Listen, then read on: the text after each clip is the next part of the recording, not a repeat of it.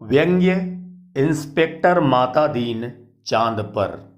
वैज्ञानिक कहते हैं चांद पर जीवन नहीं है, पर सीनियर पुलिस इंस्पेक्टर माता दीन डिपार्टमेंट में एमडी साहब कहते हैं वैज्ञानिक झूठ बोलते हैं, वहाँ हमारे जैसे ही मनुष्यों की आबादी है। विज्ञान ने हमेशा इंस्पेक्टर माता दीन से मात खाई है। फिंगरप्रिंट विशेषज्ञ कहता रहता है छुरे पर पाए गए निशान मुलजिम की अंगुलियों के नहीं हैं, पर माता दीन उसे सजा दिला ही देते हैं। माता दीन कहते हैं ये वैज्ञानिक केस का पूरा इन्वेस्टिगेशन नहीं करते। उन्होंने चांद का उजला हिस्सा देखा और कह दिया वहाँ जीवन नहीं है। मैं चांद का अंधेरा हिस्सा देख कर आया हूँ, वहाँ मनुष्य जाति है। यह बात सही है क्योंकि अंधेरे पक्ष के माता दीन माहिर माने जाते हैं। पूछा जाएगा इंस्पेक्टर माता दीन चांद पर क्यों गए थे? टूरिस्ट की हैसियत से या किसी फरार अपराधी को पकड़ने? नहीं, वे भारत की तरफ से सांस्कृतिक आदान प्रदान के अंतर्गत गए थे। चांद सरकार ने भारत सरकार को लिखा था, यों हमारी सभ्यता बहुत आगे बढ़ी है, पर हमारी पुलिस में पर्याप्त सक्षमता नहीं है। वह अपराधी का पता लगाने और उसे सजा दिलाने में अक्सर सफल नहीं होती। सुना है आपके यहाँ रामराज है, मेहरबानी करके किसी पुलिस अफसर को भेजें जो हमारी पुलिस को शिक्षित कर दे। गृह मंत्री ने सचिव से कहा किसी आईजी को भेज दो। सचिव ने कहा नहीं सर, आईजी नहीं भेजा जा सकता, प्रोटोकॉल का सवाल है। चांद हमारा एक क्षुद्र उपग्रह है, आईजी के रैंक के आदमी को नहीं भेजेंगे, किसी सीनियर इंस्पेक्टर को भेज देता हूं। तय किया गया कि हजारों मामलों के इन्वेस्टिगेटिंग ऑफिसर सीनियर इंस्पेक्टर माता दीन को भेज दिया जाए। चांद की सरकार को लिख दिया गया कि आप माता दीन को लेने के लिए पृथ्वीयान भेज दीजिए। पुलिस मंत्री ने माता दीन को बुलाकर कहा, तुम भारतीय पुलिस की उज्जवल परंपरा के दूत की हैसियत से जा रहे हो। ऐसा काम करना कि सारे अंतरिक्ष में डिपार्टमेंट की ऐसी जय जयकार हो कि पीएम को भी सुनाई पड़ जाए। माता दीन की यात्रा का दिन आ गया। एक यान अंतरिक्ष अड्डे पर उतरा। माता दीन सबसे विदा लेकर यान की तरफ बढ़े। वे धीरे धीरे कहते जा रहे थे, प्रवसी नगर कीजिए सबका जा, हृदय राखी कौशलपुर राजा। यान के पास पहुंचकर माता दीन ने मुंशी अब्दुल गफूर को पुकारा। मुंशी गफूर ने एड़ी मिलाकर सैल्यूट फटकारा, बोला जी पैक्ट साहब। FIR रख दी है? जी पैक्ट साहब। और रोजनामचे का नमूना? जी पैक्ट साहब। वे यान में बैठने लगे। हवलदार बलभद्र को बुलाकर कहा, हमारे घर में जचकी के बखत अपने खटला को मदद के लिए भेज देना। बलभद्र ने कहा जी पैक्ट साहब। गफूर ने कहा आप बेफिक्र रहें पैक्ट साहब, मैं अपने पत्नी को भी भेज दूंगा खिदमत के लिए। माता दीन ने यान के चालक से पूछा, ड्राइविंग लाइसेंस है? जी है साहब। और गाड़ी में बत्ती ठीक है? जी ठीक है। माता दीन ने कहा सब ठीक ठाक होना चाहिए, वरना हरामजादे का बीच अंतरिक्ष में चालान कर दूंगा। चंद्रमा से आए चालक ने कहा, हमारे यहाँ आदमी से इस तरह नहीं बोलते। माता दीन ने कहा, जानता हूं बे, तुम्हारी पुलिस कमजोर है, अभी मैं उसे ठीक करता हूं। माता दीन यान में कदम रख ही रहे थे कि हवलदार राम संजीवन भागता हुआ आया, बोला पैक्सा, SP साहब के घर में से कहे हैं कि चांद से एड़ी चमकाने का पत्थर लेते आना। माता दीन खुश हुई, बोले कह देना बाई साहब से, जरूर लेता आऊँगा। वे यान में बैठे और यान उड़ चला। पृथ्वी के वायुमंडल से यान बाहर निकला ही था कि माता दीन ने कहा, अबे हार्न क्यों नहीं बजाता? चालक ने जवाब दिया, आसपास लाखों मील में कुछ नहीं है। माता दीन ने डांटा, मगर रूल इज रूल, हार्न बजाता चल। चालक अंतरिक्ष में हार्न बजाता हुआ यान को चांद पर उतार लाया। अंतरिक्ष अड्डे पर पुलिस अधिकारी माता दीन के स्वागत के लिए खड़े थे। माता दीन रोब से उतरे और उन अफसरों के कंधों पर नजर डाली। वहां किसी के स्टार नहीं थे, फीते भी किसी के नहीं लगे थे, लिहाजा माता दीन ने एड़ी मिलाना और हाथ उठाना जरूरी नहीं समझा। फिर उन्होंने सोचा, मैं यहाँ इंस्पेक्टर की हैसियत से नहीं, सलाहकार की हैसियत से आया हूं। माता दीन को वे लोग लाइन में ले गए और एक अच्छे बंगले में उन्हें टिका दिया। एक दिन आराम करने के बाद माता दीन ने काम शुरू कर दिया। पहले उन्होंने पुलिस लाइन का मुलाहिजा किया। शाम को उन्होंने आईजी से कहा, आपके यहाँ पुलिस लाइन में हनुमान जी का मंदिर नहीं है? हमारे रामराज में हर पुलिस लाइन में हनुमान जी हैं। आईजी ने कहा, हनुमान कौन थे? हम नहीं जानते। माता दीन ने कहा, हनुमान का दर्शन हर कर्तव्यपरायण पुलिस वाले के लिए जरूरी है। हनुमान सुग्रीव के यहाँ स्पेशल ब्रांच में थे। उन्होंने सीता माता का पता लगाया था। एबडक्शन का मामला था, दफा 362। हनुमान जी ने रावण को सजा वहीं दे दी, उसकी प्रॉपर्टी में आग लगा दी। पुलिस को यह अधिकार होना चाहिए कि अपराधी को पकड़ा और वहीं सजा दे दी, अदालत में जाने का झंझट नहीं। मगर यह सिस्टम अभी हमारे रामराज में भी चालू नहीं हुआ। हनुमान जी के काम से भगवान रामचंद्र बहुत खुश हुए। वे उन्हें अयोध्या ले आए और टॉन ड्यूटी में तैनात कर दिया। वही हनुमान हमारे आराध्य देव हैं। मैं उनकी फोटो लेता आया हूं, उससे मूर्तियां बनवाइए और हर पुलिस लाइन में स्थापित करवाइए। थोड़े ही दिनों में चांद की हर पुलिस लाइन में हनुमान जी स्थापित हो गए। माता दीन जी उन कारणों का अध्ययन कर रहे थे जिनसे पुलिस लापरवाह और अलाल हो गई है। वह अपराधों पर ध्यान नहीं देती, कोई कारण नहीं मिल रहा था। एकाएक उनकी बुद्धि में एक चमक आई। उन्होंने मुंशी से कहा, जरा तनख्वाह का रजिस्टर बताओ। तनख्वाह का रजिस्टर देखा तो सब समझ गए, कारण पकड़ में आ गया। शाम को उन्होंने पुलिस मंत्री से कहा, मैं समझ गया कि आपकी पुलिस मुस्तैद क्यों नहीं है। आप इतनी बड़ी तनख्वाहें देते हैं, इसलिए सिपाही को 500, हवलदार को 700, थानेदार को 1000। यह क्या मजाक है? आखिर पुलिस अपराधी को क्यों पकड़े? हमारे यहाँ सिपाही को 100 और इंस्पेक्टर को 200 देते हैं तो वे 24 घंटे जुर्म की तलाश करते हैं। आप तनख्वाहें फौरन घटाइए। पुलिस मंत्री ने कहा, मगर यह तो अन्याय होगा। अच्छा वेतन नहीं मिलेगा तो वे काम ही क्यों करेंगे? माता दीन ने कहा, इसमें कोई अन्याय नहीं है। आप देखेंगे कि पहली घटी हुई तनख्वाह मिलते ही आपकी पुलिस की मनोवृत्ति में क्रांतिकारी परिवर्तन हो जाएगा। पुलिस मंत्री ने तनख्वाहें घटा दी और 2-3 महीनों में सचमुच बहुत फर्क आ गया। पुलिस एकदम मुस्तैद हो गई, सोते से एकदम जाग गई, चारों तरफ नजर रखने लगी। अपराधियों की दुनिया में घबराहट छा गई। पुलिस मंत्री ने तमाम थानों के रिकॉर्ड बुलवा कर देखे। पहले से कई गुने अधिक केस रजिस्टर थे। उन्होंने माता दीन से कहा, मैं आपकी सूझ की तारीफ करता हूं, आपने क्रांति कर दी, पर यह हुआ किस तरह? माता दीन ने समझाया, बात बहुत मामूली है। कम तनख्वाह दोगे तो मुलाजिम की गुजर नहीं होगी। 100 रुपयों में सिपाही बच्चों को नहीं पाल सकता, 200 में इंस्पेक्टर ठाट बाट मेंटेन कर सकता है। उसे ऊपरी आमदनी करनी ही पड़ेगी, और ऊपरी आमदनी तभी होगी जब वह अपराधी को पकड़ेगा, गरज कि वह अपराधों पर नजर रखेगा, सचेत, कर्तव्यपरायण और मुस्तैद हो जाएगा। हमारे रामराज के स्वच्छ और सक्षम प्रशासन का यही रहस्य है। चंद्रलोक में इस चमत्कार की खबर फैल गई। लोग माता दीन को देखने आने लगे कि वह आदमी कैसा है जो तनख्वाह कम करके सक्षमता ला देता है। पुलिस के लोग भी खुश थे। वे कहते, गुरु आप इधर ना पधारते तो हम सभी कोरी तनख्वाह से ही गुजर करते रहते। सरकार भी खुश थी कि मुनाफे का बजट बनने वाला था। आधी समस्या हल हो गई।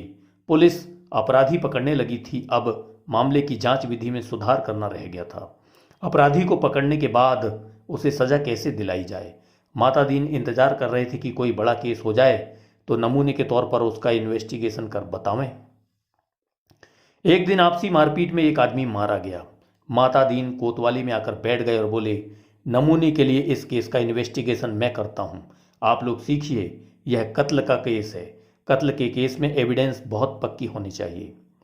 कोतवाल ने कहा, पहले कातिल का पता लगाया जाएगा, तभी तो एविडेंस इकट्ठा की जाएगी। माता दी ने कहा, नहीं, उल्टे मत चलो, पहले एविडेंस देखो।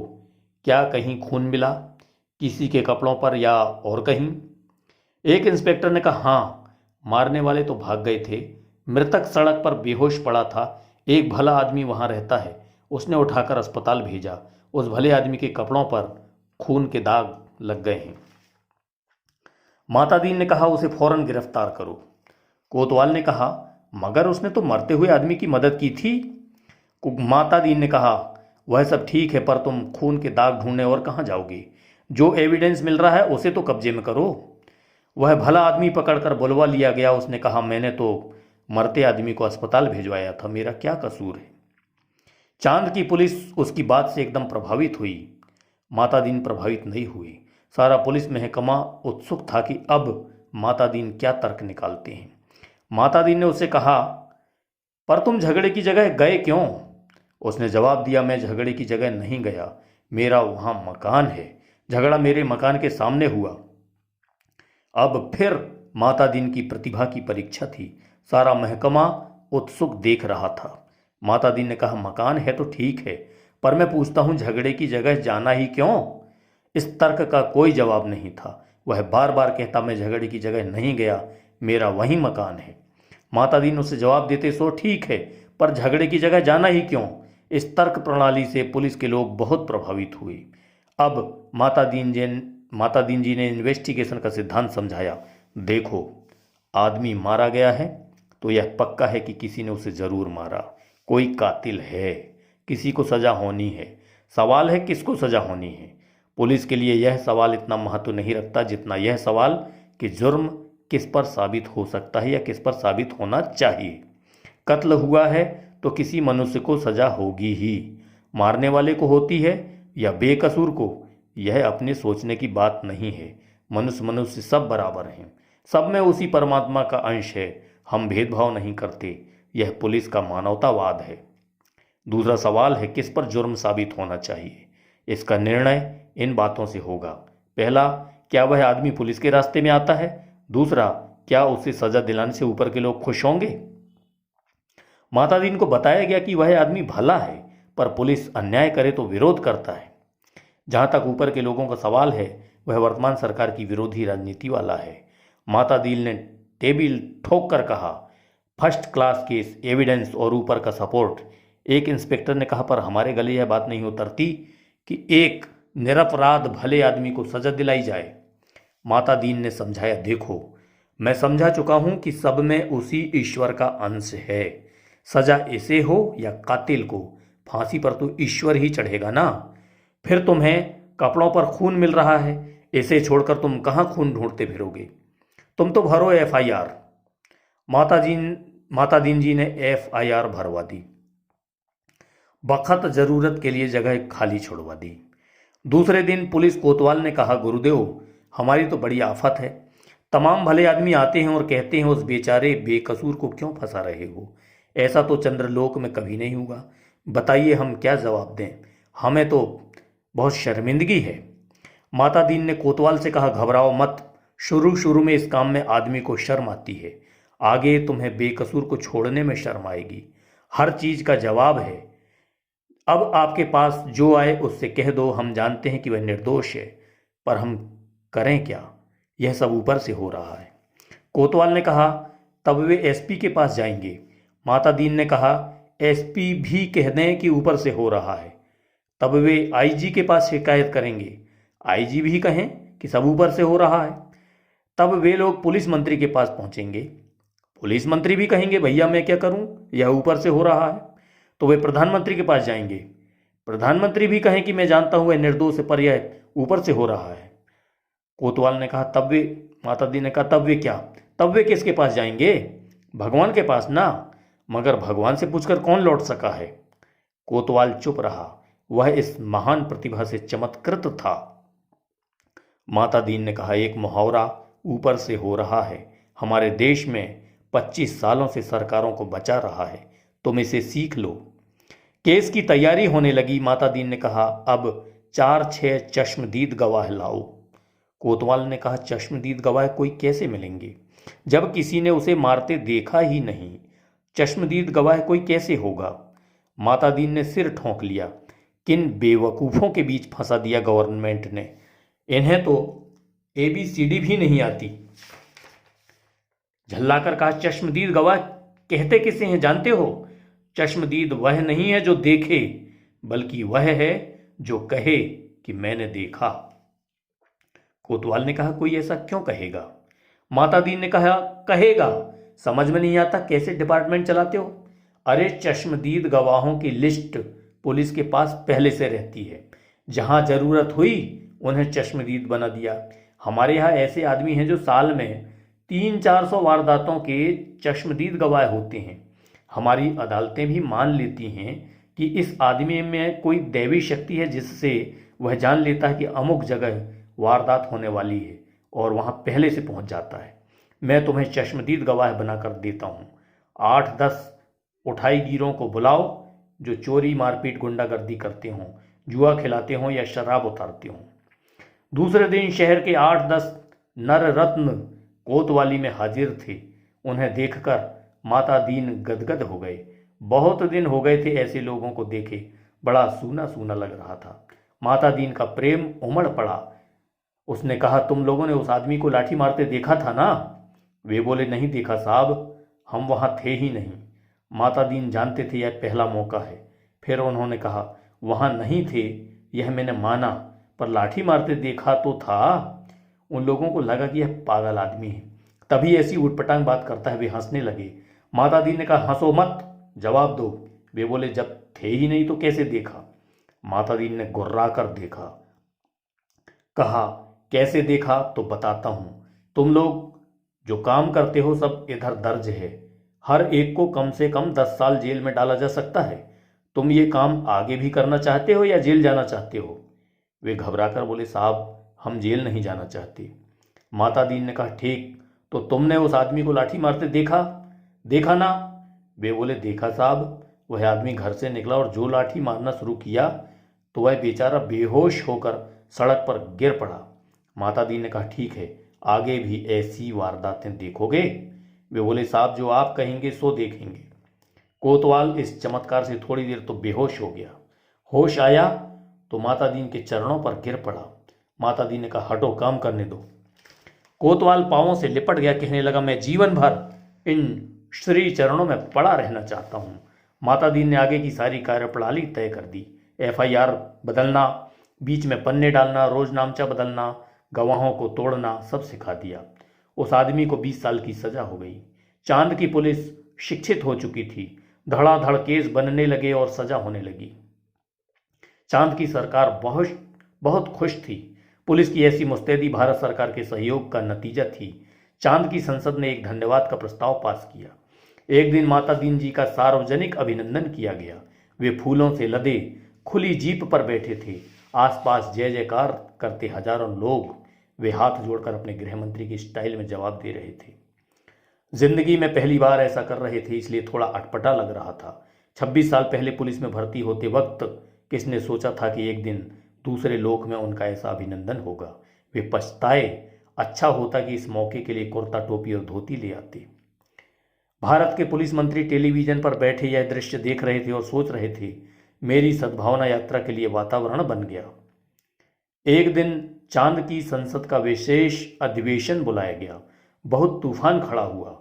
गुप्त अधिवेशन था, इसलिए रिपोर्ट प्रकाशित नहीं हुई, पर संसद की दीवारों से टकराकर कुछ शब्द बाहर आए। सदस्य गुस्से से चिल्ला रहे थे, कोई बीमार बाप का इलाज नहीं करता, डूबते बच्चों को कोई नहीं बचाता, जलते मकान की आग कोई नहीं बुझाता, आदमी जानवर से बदतर हो गया, सरकार फौरन इस्तीफा दे। दूसरे दिन चांद के प्रधानमंत्री ने माता दीन जी को बुलाया। माता दीन ने देखा वे एकदम बूढ़े हो गए थे। लगा ये कई रातें सोए नहीं हैं। रुआंसे होकर प्रधानमंत्री ने कहा, माता दीन जी, हम आपके और भारत सरकार के बहुत आभारी हैं। अब आप कल देश वापस लौट जाइए। माता दीन ने कहा, मैं तो टर्म खत्म करके ही जाऊंगा। प्रधानमंत्री ने कहा, आप बाकी टर्म का वेतन ले जाइए, डबल ले जाइए, ट्रिपल ले जाइए, पर चले जाइए। माता दीन ने कहा, हमारा सिद्धांत है, हमें पैसा नहीं काम प्यारा है।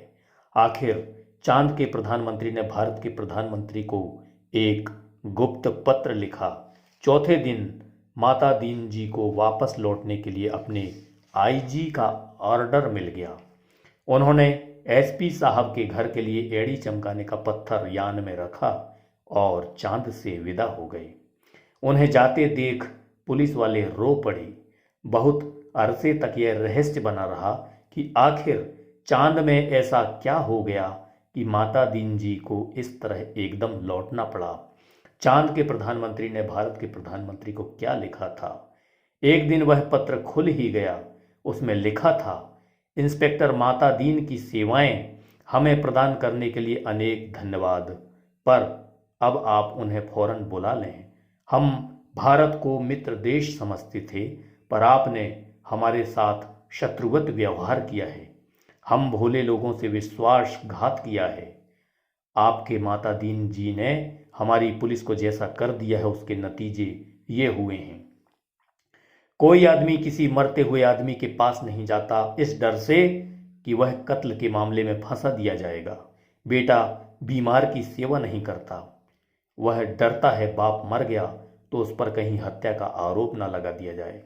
घर जलते रहते हैं और कोई बुझाने नहीं जाता, डरता है कि कहीं उस पर आग लगाने का जुर्म कायम न कर दिया जाए।